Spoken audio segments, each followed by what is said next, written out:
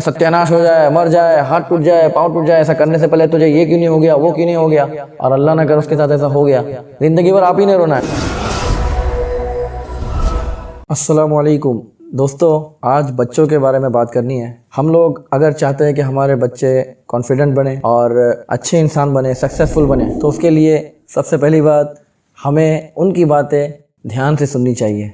बच्चे आते हैं, हमें कुछ बताते हैं, हमसे कुछ पूछते हैं, तो हमें चाहिए कि हम उनकी बात ठीक तरीके से सुने, तवज्जो के साथ सुने। हुज़ूर सल्लल्लाहु ताला अलैहि वसल्लम जब किसी की तरफ मुतवज्जो होते तो पूरी तरह मुतवज्जो होते, ऐसा नहीं कि हाफ़ यहाँ हाफ़ वहाँ। तो हमें भी चाहिए कि हम लोग मोबाइल वगैरह में और दूसरी चीज़ों में लगे बिना, जब वो आए तब उनकी बात अच्छे से सुने, और जब वो कुछ पूछें तो उन्हें अच्छा जवाब दें। ये बहुत इंपॉर्टेंट है कि हम उनके क्वेश्चंस के आंसर्स प्रॉपर तरीके से दें।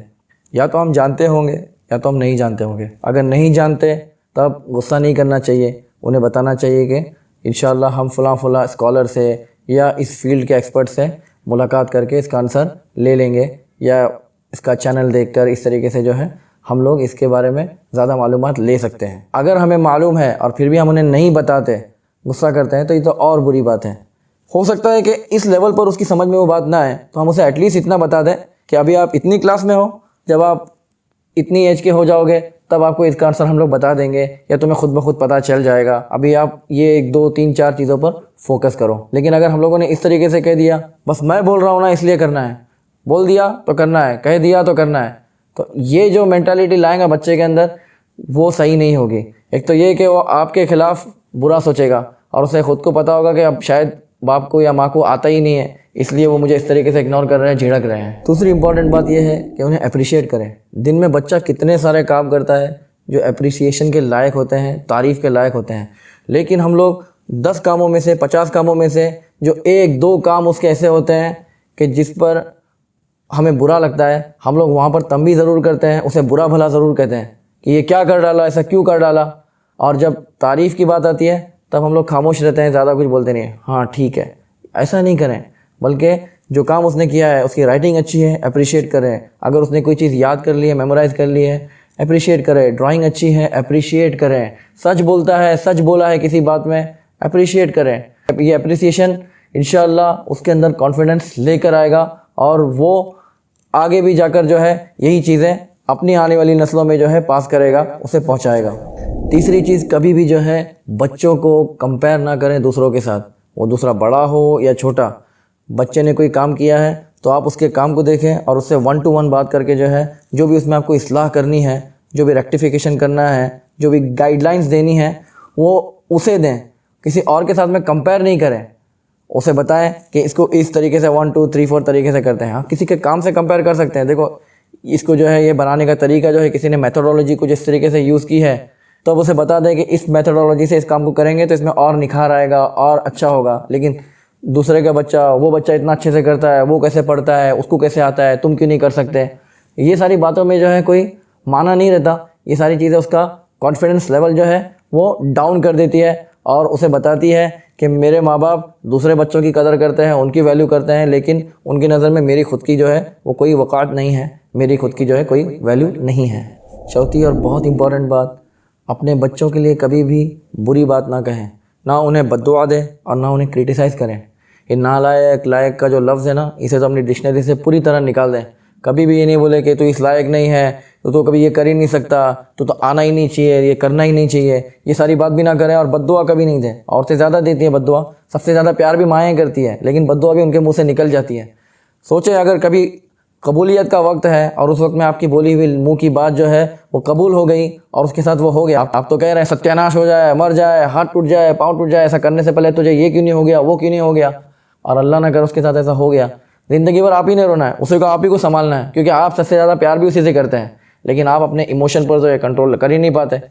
खुद के अंदर तो इम्प्रूवमेंट हम लोग करने से रहे, तो जो हमारे बच्चे मिले हैं छोटे छोटे बेचारे, अभी इन पर हमारा पूरा कंट्रोल है, सारा गुस्सा उतार दो उन्हीं पर। इन्हें क्रिटिसाइज़ ना करें, बल्कि इन्हें अप्रिशिएट करें, और क्रिटिसाइज़ करना है तो अकेले में करें, प्यार से करें, नरमी के साथ। नरमी जिस चीज़ में आती है ना, उसे सजा देती है, उसे मुज़य्यन कर देती है। और वही चीज़ अगर आप सख्ती से कहोगे, वेरी बैड, और अगर वही चीज़ आप लोगों के सामने कहोगे, वेरी बैड। उसे जब भी आपको समझाना हो अकेले में समझाएं। मेहमान आए हुए घर के अंदर या कोई और है उसके सामने करे तो वो और इंसल्ट फील करेगा, उसके दिल में आपके लिए और नफरत आ सकती है। तो अपने दिल में उसे नफरत लाने का मौका ना दें, बल्कि उसे अप्रिशिएट करें और दूसरों के सामने और ज़्यादा केयर करें। वैसे तो हम लोग करते हैं, अगर मेहमान आ जाए तो अपने बच्चों की भी खताएं माफ़ कर देते हैं, और दूसरे बच्चे जो आते हैं वो तो अगर कोई घर में तोड़फोड़ भी कर दे तब भी हमारे चेहरे से हंसी नहीं जाती, मुस्कुराते रहते हैं बनावटी, कोई बात नहीं बेटा, कोई बात नहीं। अरे दूसरों का बेटा बेटा है, अपना बेटा बेटा नहीं है। पांचवी चीज़ ये है कि अपने बच्चों को टाइम दें, उनके लिए वक्त निकालें। माँ वक्त निकालती हैं, लेकिन आप जो वक्त निकाल रहे हैं उसमें थोड़ा क्वालिटी भी लेके आएँ। यानी जो सारी अभी पिछली 4 चीज़ें बताई हैं वो चीज़ें भी उसके अंदर अप्लाई करें। अगर आप टाइम इस तरीके से दे रहे हो कि उसमें जो है वो बच्चे ने अगर कुछ किया है तो उसे ऐसा लगे मैंने क्यों किया, मैंने आके क्यों बोला, अपनी इज़्ज़त मैंने खुद ही अपने हाथ से निकाल ली, तो वैसा टाइम देके कोई फ़ायदा नहीं। क्वालिटी टाइम ये होता है कि सामने वाला जो है उसे खुशी महसूस हो, अगर उसने अच्छा किया है तो उसकी अच्छाई और बढ़े, अगर उसने कोई बुराई की है तो उसकी बुराई की इस्लाह हो जाए और वो जो है उसे सुधार सके। ये नहीं कि मतलब बंदा आया तो अपनी इज़्ज़त निकाल के खुद चला गया, नेक्स्ट टाइम से तो बोलना ही नहीं। बस इतना कहकर मैं अपनी बात ख़त्म करूँगा कि आने वाला हर दिन हमारे बच्चों को मजबूत कर रहा है और हमें कमज़ोर कर रहा है, और हमें चाहिए कि हम अपनी भी इस्लाह करें और अपने बच्चों को भी इस्लाह करने की कोशिश करें, और इस्लाह के अंदर नरमी को लाजिम पकड़ें और कोशिश में हमेशा हमेशा लगे रहें। बच्चा जो चीज़ें प्रैक्टिकल देख के समझता है वो ज़्यादा अप्लाई करता है। सिर्फ हमारे लेक्चर और हमारी बातें जो है ये काफ़ी नहीं है। तो अपने आप को भी जो है ना इस्लाह से जो है मुनज़्ज़ा नहीं समझे, अपने आप को फ्री नहीं समझे कि मैं सुधर चुका हूँ, मेरे लिए अब तो कोई चीज़ नहीं, बस मुझे खाली लेक्चर ही देते रहना है। तो लेक्चर देने से काम नहीं होगा, साथ साथ में अपना खुद का भी जो है इस्लाह की कोशिश करते रहना है और प्रैक्टिकल में भी उन्हें दिखाना है। कोई भी बात जो आप बच्चे को सिखा रहे हैं वो सच बोलना हो, झूठ से बचना हो, बैक बाइटिंग से बचना हो, या किसी और बुराई से बचना हो, या किसी और अच्छाई को अपनाना हो, जब वो सारी अच्छाइयाँ और उन सारी बुराइयों से बचना आपके कैरेक्टर में प्रैक्टिकली देखेगा तो इन चीज़ों का तो असर ही कुछ और होगा। तो हमें खुद के अंदर भी इम्प्रूवमेंट लाते रहना है और बच्चों के अंदर भी इम्प्रूवमेंट लाने की कोशिश करनी है। इंशाअल्लाह ज़िंदगी जितनी भी है उसे अच्छे अंदाज में गुजारने की कोशिश करें ताकि अल्लाह हमसे राज़ी हो जाए। हर काम में अल्लाह को राज़ी रखने की नीयत रखें और इसका फल आपको दुनिया में भी मिलेगा और आखिरत में भी मिलेगा। आज आप और हम अपने बच्चों को वक्त देंगे तो कल ये बच्चे भी इंशाअल्लाह हमारे बुरे वक्त में या हमारी जब एज ज़्यादा हो जाएगी, जब हम कमज़ोर हो जाएंगे, उस वक्त ये भी हमें वक्त देंगे। बस करना लेकिन काम है अल्लाह की रज़ा के लिए। बातें और भी बहुत सारी हैं, इंशाअल्लाह एक एक करके शेयर करता रहूँगा, और आप भी इस वीडियो को दूसरों के साथ में शेयर करें ताकि वो भी अपने बच्चों की केयर करें, और लाइक भी कीजिए और दूसरों को सब्सक्राइब करने के लिए भी कहिए, अपने ग्रुप्स वगैरह में भी साथ में से शेयर कीजिए। इंशाअल्लाह सबको फ़ायदा होगा इससे। थैंक यू फॉर वॉचिंग, जज़ाकुमुल्लाहु खैरा।